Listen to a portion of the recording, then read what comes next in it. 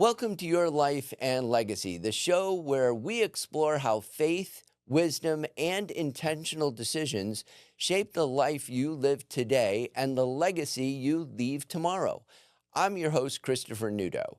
Today, we're joined by Bob Niederber, a seasoned financial expert, co-founder of Benefit RFP, and recipient of the 2022 Humanitarian Award. Bob has advised leaders and families for decades, helping them prepare not just financially, but thoughtfully and purposely for the future. We're starting with something many people quietly carry: anxiety. Anxiety about retirement. For many, it feels very complicated, uncertain, and overwhelming. Bob, we're so grateful to have you here with me today.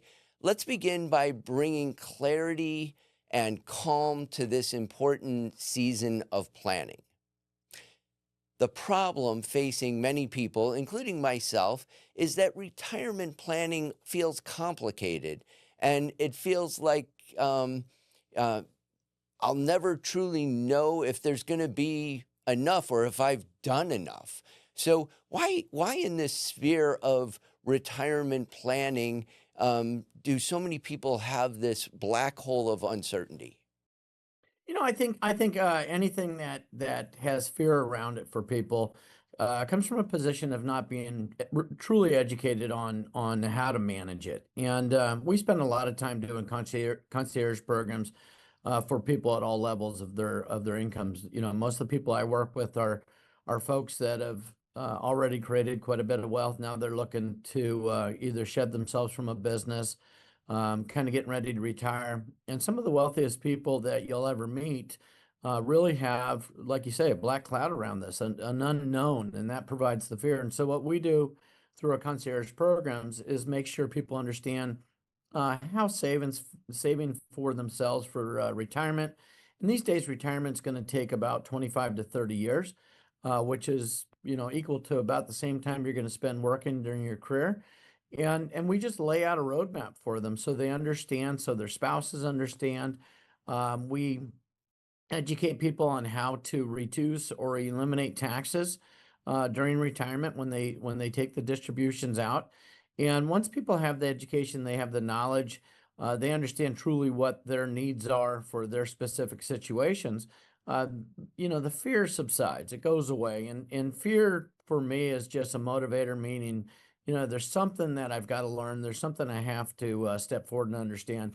And at the end of the day, we explain to people that when you're talking about the fears around retirement, this is money. This is not that big of a deal. This is not that real. There's a lot more things in life that are much more important than money. But you do want to have those steps laid out for yourself so that you're not walking into the big unknown when you hang up your cleats for the last time. Well said. Excellent. And so how can people shift this fear-based thinking to a stewardship mindset where they're planning for the future? Well, I think the first thing to do is make sure that you partner with somebody that truly can take them through this. And when I talk about partner with people, I'm not talking about going out to the local stockbroker or something like that. I'm talking about getting somebody on your team that's truly trained and has experience working with folks to get them through retirement, to get them past these fears, and to get them going on the right track. And you're talking about money; it should be fun. It shouldn't be anything hard. But when people go into it with misinformation, with information that they get from the internet or from the newspapers or whatever, these are generally bits of information that are given from folks that are not experts in this area, that are not truly educated in this, maybe have a master's or two or three in this area. And they're not going to necessarily lead you down the right path, not intentionally taking you down the wrong road. But if they don't know, then they can't be a good mentor to you, and they can't help you steward your direction and what your needs are and what your family's needs are. I love the way you um, clarify that on one hand, we're only talking about money. And so there's so many more important things in life that we should be dealing with. But on the other hand, it's money, and money is important. And money is the way that we set ourselves up for working less and enjoying the fruits of our labor. So, what are some of the practical steps that can help simplify retirement planning for families? And I'm sure this is done differently at stages, right? Young couples to people in their 50s to people in their 70s. It looks different. Unpack that for us. Well, and one of the things that you say is very important. Forget about your age. Some people don't save anything, and all of a sudden they're 60, 65 years old, and they're going, "My gosh, what do I do? I really put myself in a bad situation. I can never recover." That's simply not true, and you have to really approach it as, I've got to start someplace at some time. I've been very fortunate in my business practices. I've sold personally over $100 million worth of businesses, and I've authored a lot of books in this area and outside books. And so I've been financially free for decades. That doesn't mean, though, that if I was starting when I was 60 years old and thinking about this, that I would just, give up. You have to really sit down with somebody and understand that there are really three steps with when you're thinking about retirement dollars. First, you want to save as much as you can. So if you're saving when you're 30s or saving when you're 50s or saving when you're in your 60s, it doesn't matter. Get as much money as you can. If you're working with a company and they have programs that have company matches, you need to be deferring whatever you can because these are pre-tax dollars. These are dollars that are not taxed yet. And then as you get closer to the time where you want to actually make the distributions to yourself, whether it's retirement, other financial goals that you've set up, you can take advantage of tax laws that exist in this country that are very powerful for people that are taking out distributions. Most people don't realize that the Department of Labor has a Reg 92.6 that allows people to get money out of 401ks without paying taxes. There's also, if I'm in California, so we're one of the highest tax states in the country, but I can work on parity with people living in Florida or Texas because when I take out my distributions, maybe I don't retire in California. Maybe I move to another state with no taxes, and I can take advantage of source taxes, which was a program put together during Clinton's time, which means I don't have to pay the taxes based on the state where I would have earned the money. Rather, it can be based on where I take the money out. So if I'm in California where, the top individual tax rate is 13.3%, and I retire in Nevada or Florida or any state of lesser taxes, I can take advantage of the taxes from that state where I'm taking the distributions. And then there's understanding investments. That's the third part of the equation. A lot of people say, well, I'm risk adverse. I don't like the stock market. I want to put everything into bonds. Well, we know bonds is a long-term way to lose all your money because you're not even going to keep up with inflation.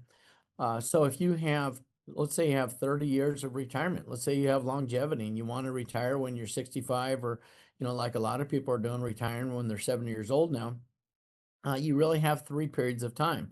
You have the go-go period, which is really the first 10 years of retirement.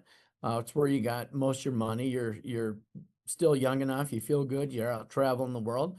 And then you have the slow go period. That's the next 10 years where you start slowing down a little bit. And then you have the no-go period. And that's the, period where we're relaxing, sitting in the rocking chair. A lot of times maybe we're living with family who's taking care of us or living in a retirement center. But these are periods of time where you don't have as much activity. But when you think about that, you have 30 years of periods of time. And so if you just threw your money into something like the S&P 500, where the 10-year average is over 13%, that's more than going to be substantial. And then we explain to people how risk works around that, how real financial risk works. And a lot of people, by being risk adverse, are actually taking more risk than somebody that's in actual the stock markets or any of the indices or any of these types of things. And so really, again, it comes down to education. It comes down to understanding how everything gets put together and how to stretch these dollars.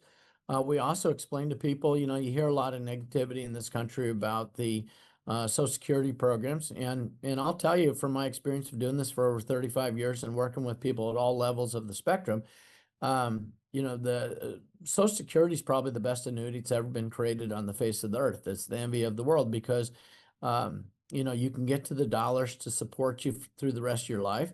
If you retire early at 65 or at age 62, when you can first get into these dollars, you're probably taking about a third that you can get for the rest of your life if you had just worked another, say, 5 or 7 years and maximize that so that you'd have maximum value during your lifetime, and then that would extend to your spouse if you passed away.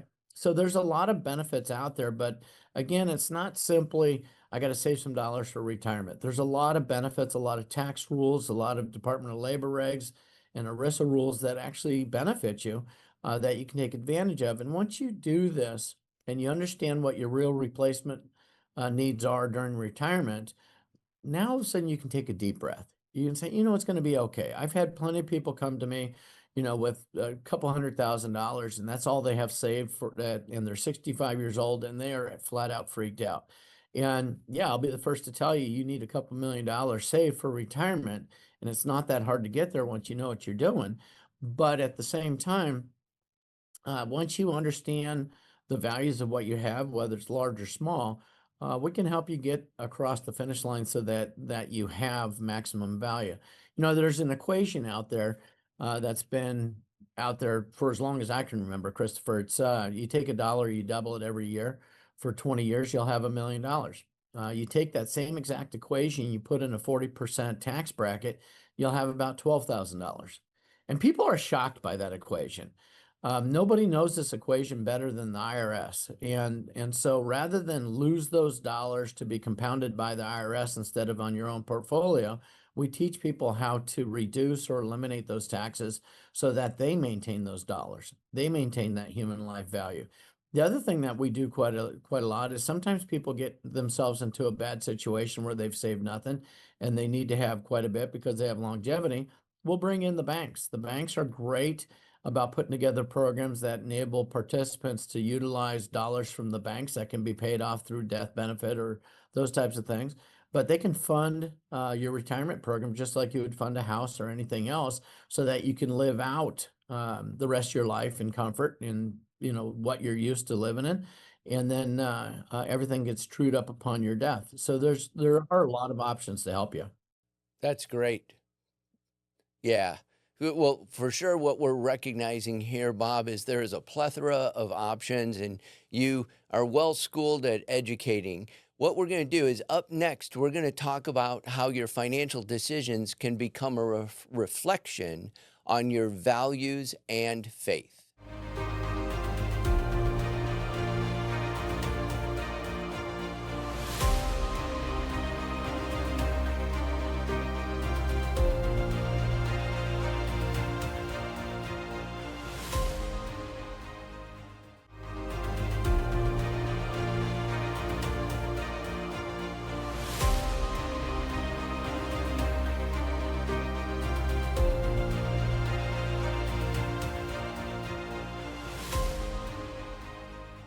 Welcome back to Your Life and Legacy. Want more of what you're watching? Stay connected to Your Life and Legacy and every Now Media TV favorite, live and on demand anytime you'd like.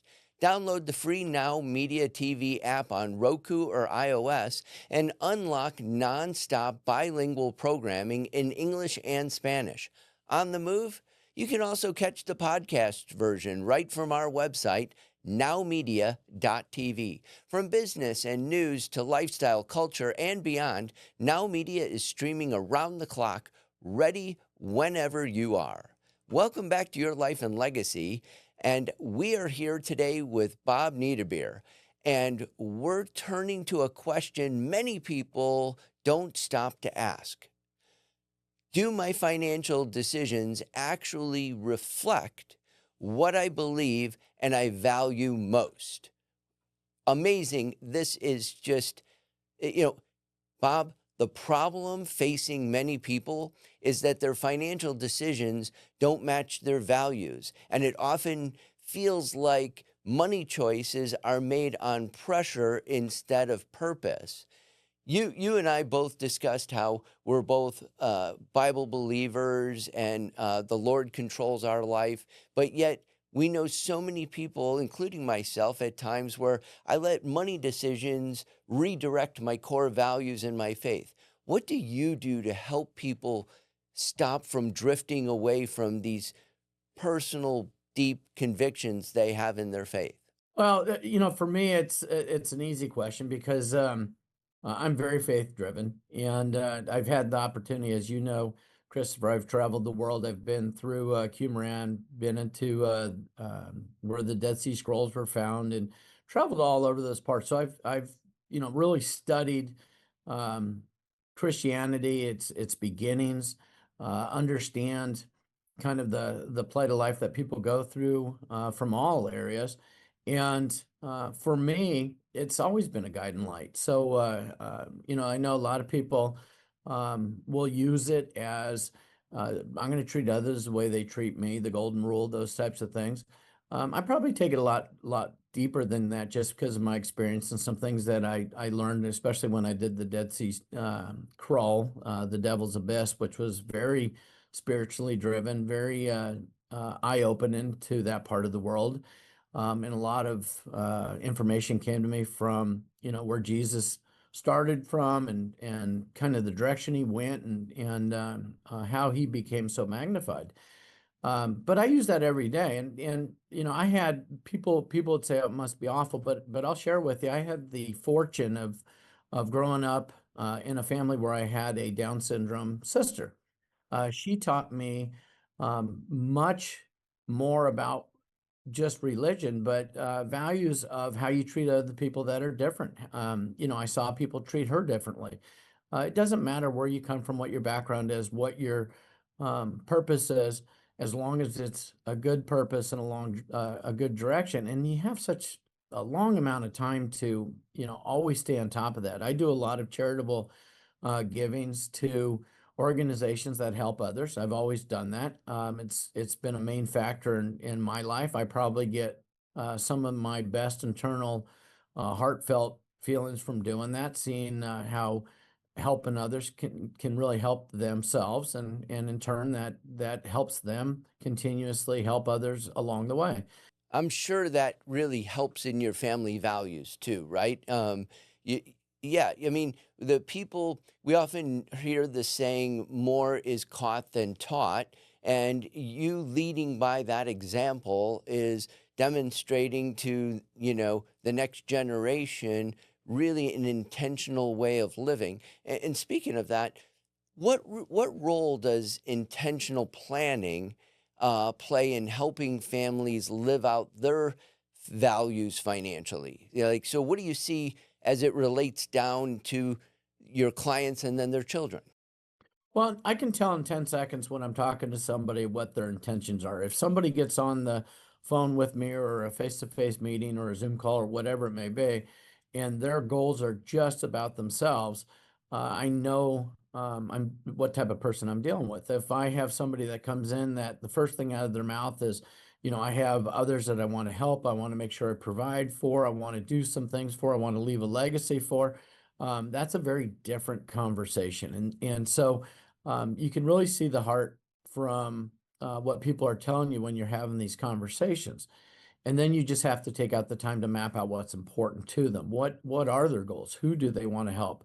How do they want to magnify what their offerings are to them? And whether it's their church, or family members, or specific cause or charity.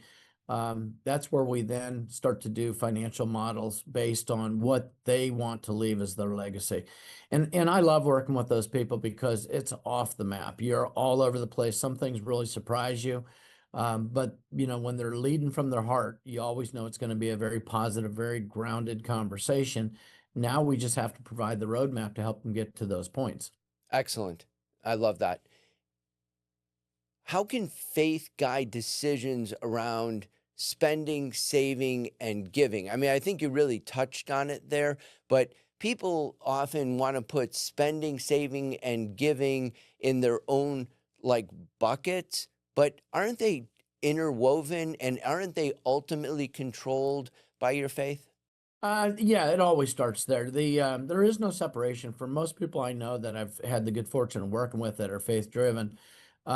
They know what they want to do. For me personally, the way faith works is I really don't worry about myself. I've learned how to make money. I've learned how to be successful. I've learned how to do whatever you got to do in life to have money. And I'm the first one that'll tell you you're much better off being rich than poor because I don't have to worry about where my next meal's coming from.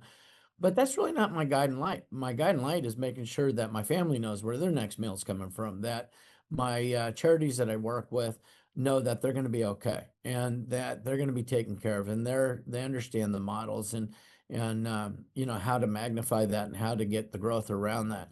So that becomes I wouldn't say it's a part of your retirement. I wouldn't say it's a part of what your goals are. It is what your goals are, and then you're just putting together the map, like I say, to tie everything together. But everything that you're wanting to do, everything that you're wanting to achieve for others, is always simple. If you really think about it, it's much harder to think about what you want to do for yourself because most people that are faith driven aren't really focusing on themselves. They're focusing on everybody else. And this is where I know the big guys at work all the time upstairs, because if I start doing stuff selfishly, it may or may not happen. If I start doing things that are going to help other people, it always happens. And I don't know what the answers are to that. I don't know how it's manifested. I don't know if it's, part of manifestation itself, which I'm a big believer in because I've seen the results. But I will tell you, anytime you're out there helping somebody else, especially if you have the great opportunity of mentorship with people to help them help others, it always works out. And, it just makes the charge a lot easier when you're out there working with all these things. That's right. And we know that the Bible says for the one who much is given, much is expected. And so I do believe that, and while that's not, a legal principle, it is definitely a guiding light. And so I think you're right, Bob, in that, the Lord kind of corrects us when our selfish nature starts to take over, but knowing that the Lord has guided us and blessed us with so much, it's his correcting mechanism to get us back on path. Oh yeah, and I think the path is key there, Christopher. I think you start getting selfish and the path disappears completely. You have no more direction. You start helping other people, and there's not a part of the path that's hidden. There's not a part of the path that's bumpy. There's not a part of the path that has pitfalls. It is all just open up for you, and I think that's really the key. That's the secret, is taking people down the right route. One of the my next book that's getting ready to come out, it's about parlay. And really, it was designed to help people that don't have wealth understand how to get to the wealth, at least so that they can get in through things like, whether it's their kids' education funding or if you're trying to do something for your retirement, whatever the deal is. I want other people to understand how easy it is to get what you need as long as you're helping others along the way. And so, I think the path is the key thing there. And if you just open your heart and open your mind to helping others, the rest comes into play. I love it. So, for those viewers out there who want to know more about you and your firm, Bob, and explore the value based financial planning that you obviously just exude and help your clients with, how do they find out more about you? The best way is to go to Benefit RFP. Benefit RFP is a simplicity company. It's a huge organization. We're located in Sacramento. That's where I'm located. I'm a co-founder with Benefit RFP for 25 years or something.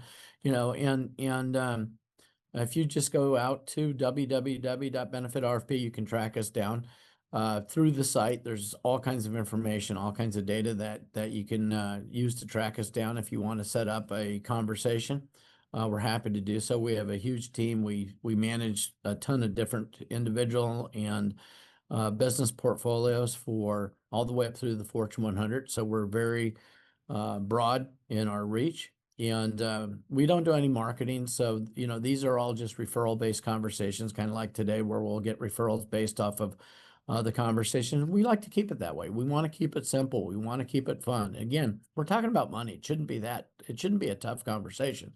And so yeah, and so once we're going down the right path with folks, we love to see and hear about their successes, because that means, like I said, the path has been opened in the right way, and they're finding their solutions, and we love that.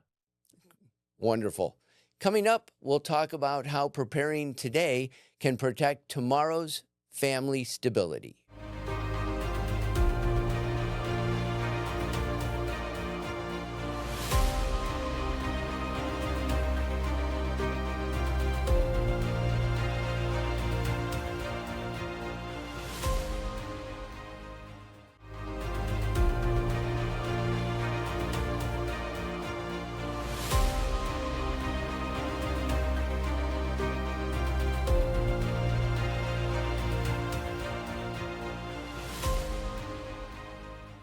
Welcome back to Your Life and Legacy. Many people say they want to protect their family's future, but they're not always sure what financial steps truly make a difference.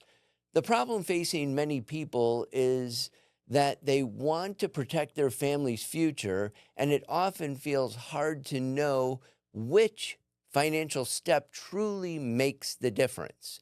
Because in our world today, when we talk about financial planning and planning for the future, Bob, there seems to be an unlimited myriad list of confusion. That's the layman's interpretation of the landscape. But for guys like you have clarity in this. So what are the most important financial protections families can often overlook? Well, I think the biggest mistake that most families make with financial discussions is they don't discuss. Mom and dad, might have different plans with the money than the kids. They don't discuss what the goals are. They don't discuss what their goals are with the disposition of dollars, whether you're rich or poor. You need to have these discussions. It'll help you with your path. And a lot of times people are embarrassed because, oh gosh, I haven't saved a lot. My kids aren't going to get a lot, and this is horrible. It doesn't matter where you're at. Have those discussions. Find out what the fears and goals are for the other members of the family. If I'm doing a financial plan and I don't have both the husband and wife there, then somebody's missing out. And that's one of the biggest fears that spouses have, is it's the fear of the unknown. They don't know what's going on. One of the things that we do with our concierge program is we share those results not only with the spouse. We give them a report card when we go through those, but we open it up if they have a stockbroker that they work with, or an insurance broker, or an estate planner, any of these folks.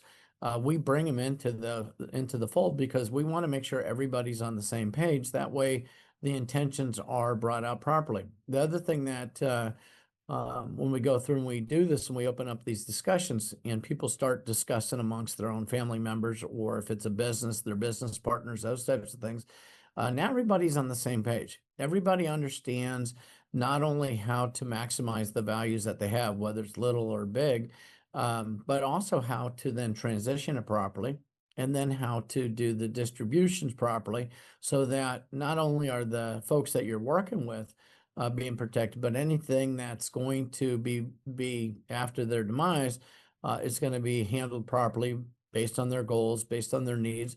And we have that on the other end of the spectrum too, where people that are very well off, billionaires, that they don't want to tell everybody what they have, in fear that somebody will take something, in fear that it will mess up their kids' lives by giving them too much money.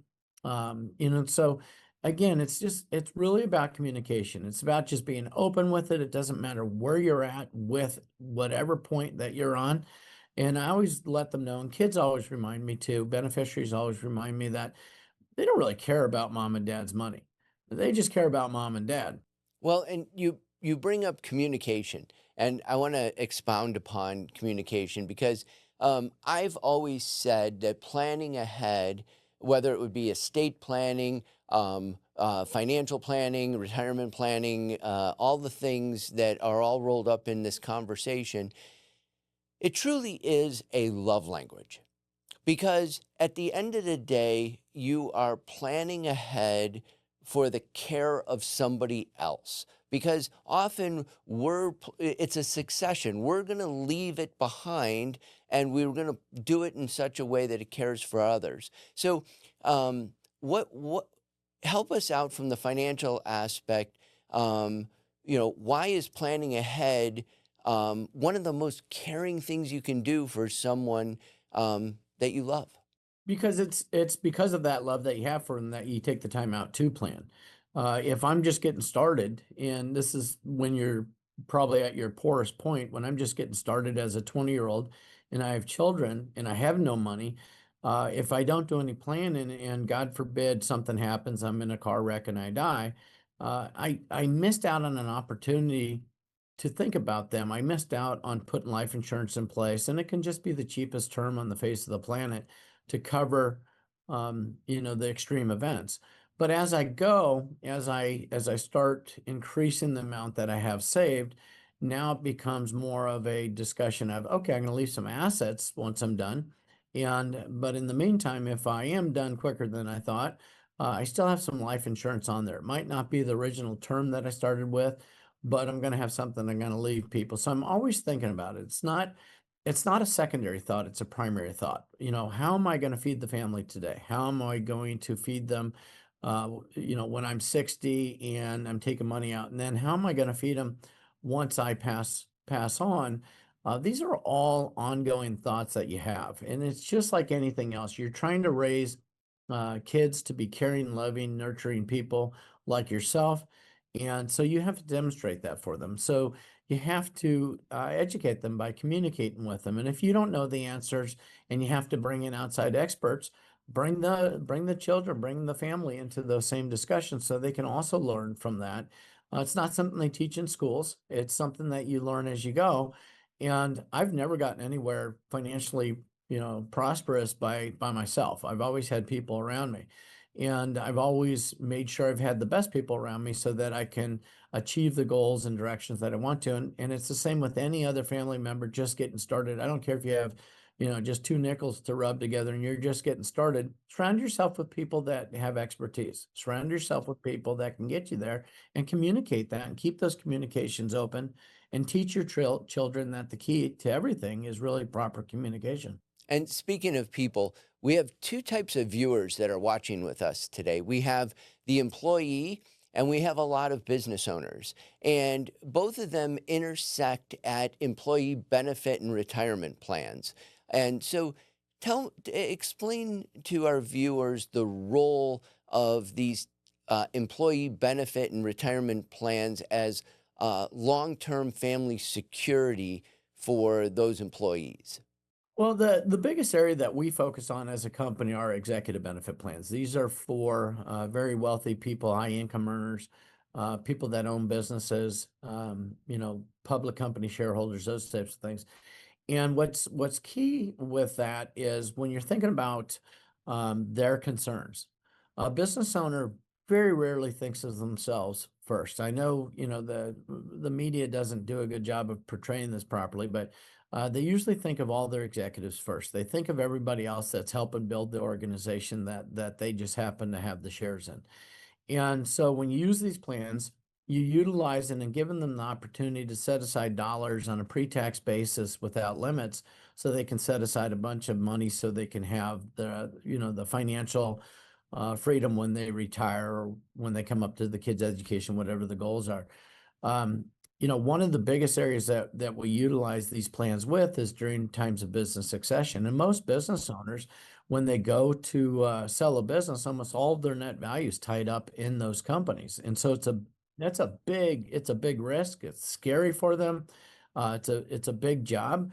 And just like I mentioned with the communications with your family, your business associates are the same in their mind as family. They need to communicate with them. They need to bring them in on their discussions. And I would say business owners do a much better job, especially the more successful business owners do a much better job of bringing in their teams and communicating everything, communicating how the succession is going to be.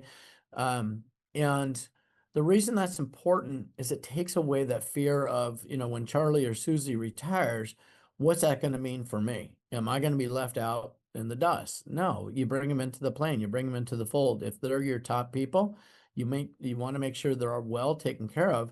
And that doesn't just mean here's how I'm going to leave the business for you, but here's how the business is going to transition from a tax standpoint. Here's what your new roles are going to be with the business as we go through this transition. Here's where your wealth is going to be tied into so that you can help your family and you can communicate this with your family. So it's an ongoing, really just an ongoing storybook of conversations that take place, whether it's a business owner or non-business owner. But again, those conversations are priceless. You have to have them. So let me interrupt real quick. What I'm hearing from you is from these people's vantage point, they have two families. They have the family of their executives of the company that they are running, who they're caring for in a very loving way, no different than they care for their own family. And so I resonate with that. That was so well said. So at this intersection where these people are caring for others, how does faith, we only have a couple minutes, but how does faith help people see preparation as an act of stewardship rather than worry? So this intersection of where faith is really building into both components here, the family and the employees. Yeah, and I would say the faith is already there in most cases, and so you're just operating the way you would normally, like at work when you go to work and you're talking to your work associates, you're generally talking about each other's family members and what's going on in their personal lives. When you're with your family, you're generally talking about what's going on with your work family, and it's funny, but the whole conversations not missed that everything comes together. And if you are faith-based, your employees know, your family knows, and everybody works together. I know I just have one daughter, and she knows everybody at work, and everybody at work knows her. And so they just know each other. They become one big family. They depend on each other. They understand the importance of the relationships. And from your normal conversations, whether you're helping your family, if you will, or your business family, if you're a person of faith, then that's going to come through in those conversations, as you are always going to be really leading those conversations by the concerns that you have towards others and what's going on with the world around us. We are bombarded every day with politics and crazy stuff and all these things. If you don't have some kind of faith with all the stuff that goes on these days, then the world would be much more of a chaotic mess. Absolutely. So let's hold that thought right there. Up next, we'll close by talking about finding peace of mind even in seasons of financial uncertainty.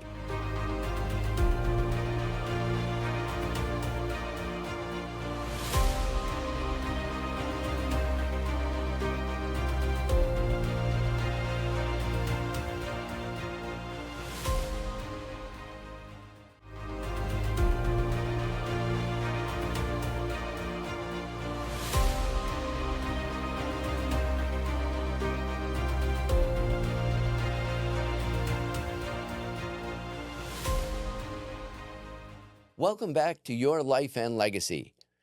Don't miss a second of this show or any of your Now Media TV favorites, streaming live and on demand wherever and wherever you want. Grab the free Now Media TV app on Roku or iOS and enjoy instant access to our lineup of bilingual programs in both English and Spanish. Prefer to podcast?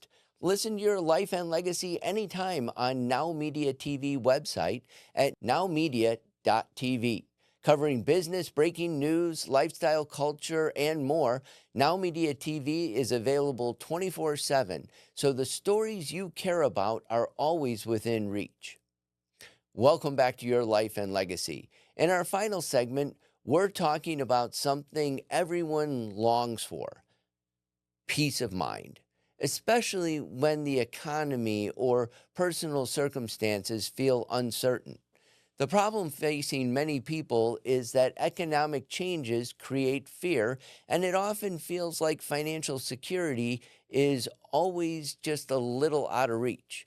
So, why do economic shifts make people feel like their financial plans are fragile, Bob? Yeah, I think it's a great question. I think a big part of that, Christopher, is we're always taught to worry about and manage the things that we have control of.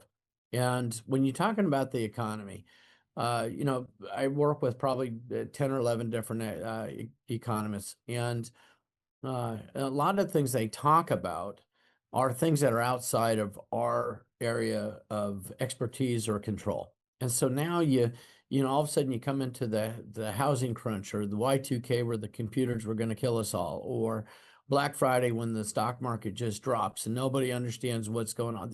There's these big factors that change our financial world overnight. And it provides anxieties, it provides fears and all that. And one of the things that I would say with that is just like anything else, whether it's a, sports game or business or anything, is you do want to stick with what you can control. You do want to stick with understanding what your path is, what your goals are, what your role is that you're going to be playing and what road you're going to take, and then stick with it because there are going to be bumps. You watch the Super Bowl coming up this weekend. There are going to be exciting times. An interception that's going to all of a sudden change the whole direction of the game. And the team that's going to win is the one that sticks with their path and says, that happened. Let's move forward. Let's keep going down the direction that we're going. And then at the end of the day, they'll achieve their goals. If you don't have that direction, if you don't have a path, that's where you get into trouble. And you can't all of a sudden change everything because of some unknown thing that happened.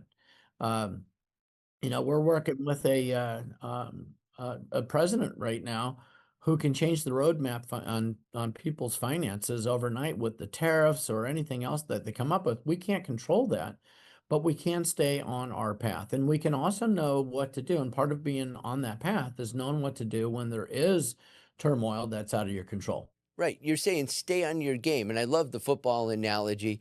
And because it is the team that sticks to their game plan that ultimately prevails. And, for those that, I don't really necessarily like the term long term because long term can means something different to literally everybody. But what you said, Bob, is more applicable. Sticking to the game. And if you stick to your plan, I assume that creates seasons of calmness because it brings certainty to an uncertain world. Yeah, absolutely. And you're right. Long-term events are simply a lot of little time events all meddled to one.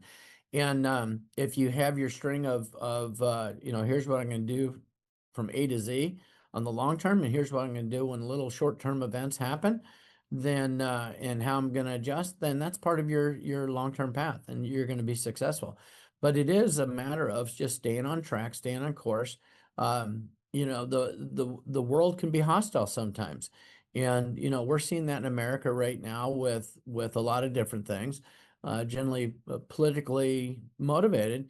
And that doesn't mean I'm going to go and change from a good person, a good Christian, somebody that believes in taking care of others, to, oh my gosh, I need to demonize this group or that group because of something that was said on TV. No, I'm going to keep with my path. I'm going to keep always protecting whoever I can protect, mentoring whoever I can mentor to make sure that they get the information.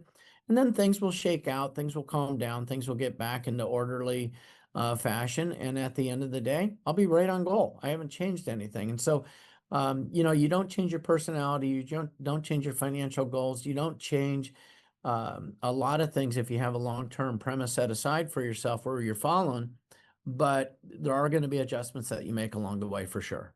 Yeah, and they're tweaks, right? And that's why you have a firm like yourself behind them to just help be that guiding light. And speaking of guiding lights, focusing back on faith for a moment, faith and stability and financial conditions. Um, I'm sure there's little steps that you remind people of, like faith, whether it would be prayer, whether it would be community, whether it would be fellowship, all of these little tangibles that affect and grow our faith and then help us with our financial conditions. Help unpack how you guide people of similar faith and encourage them. I don't know if I necessarily give verbal guidance on that. As you know, I've worked with the Senate Finance Committee, the House Ways and Means Committee, and 4 or 5 of the White Houses in my walks of life. And when opportunities come up for me to speak up that serve a positive intention for people, or if I see people that are wrongfully being attacked, I'm going to say something in those conversations, because those are very powerful people that have the ability to change the world that we live in. And so you always want to speak up from those positions. Same thing with business owners. If I'm working with a business owner that has 3, 4, 5,000 employees under their employ, and I see something that I can make a statement on that will keep them going in the right direction, or maybe even give them a pat on the back for being in the right direction. I'm not trying to be a savior. I'm just trying to offer words of advice or wisdom from somebody that's been doing this for a long time and has had a lot of success around it. I think what I run into though are more of conversations with people that are already faith-based. And I think it's important to point out, I don't mind other faiths either. I've studied, all the major world religions in my travels. I believe in Christianity. I believe in Jesus, and I'm a strong believer, but primarily because that is a religion that really focuses on the teachings are treat each other well, be good to each other, be good mentors with people, be good stewardships with your knowledge or your power or your money, all those types of things.